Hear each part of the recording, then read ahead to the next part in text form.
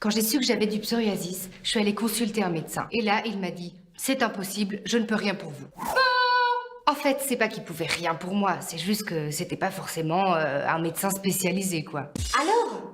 Hein? Écoutez, je vous l'ai dit, moi je suis gynécologue. Le psoriasis, c'est pas ma spécialité, je peux rien faire. En revanche, je peux vous donner les coordonnées d'un confrère. Entre les docteurs qui ne trouvaient pas ce que j'avais et mon pso qui gagnait du terrain, mon quotidien variait entre désespoir, résignation ou quand même refus d'abandonner le combat. Mais je continuais à consulter parce que j'avais vraiment envie de trouver une solution. Donc je suis allée voir plein de médecins, tous très différents. Allez, dites un.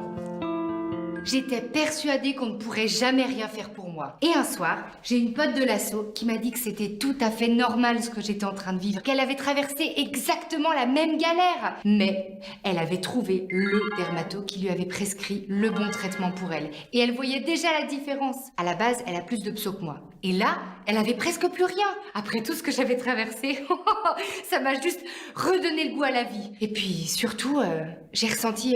comment ça s'appelle? Ah oui, espoir.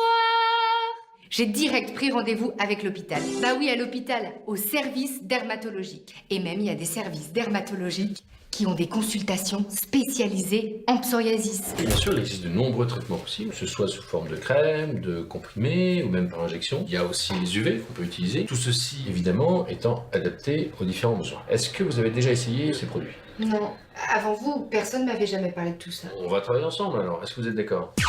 J'adore! Enfin un médecin qui me comprend. Ok, ça marche. On va commencer par jauger l'étendue de la maladie sur votre peau. Ensuite, on va trouver un traitement adapté à votre maladie, justement, et aussi, et ça c'est très important, adapté à votre mode de vie. On y va? Ok. Allez. Avec ce médecin, je me sentais entendue.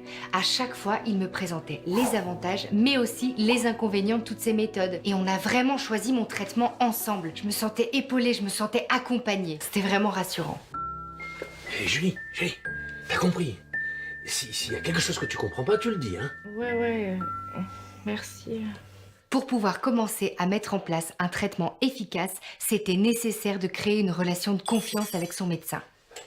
Et avec lui, c'était le cas. Bonjour docteur.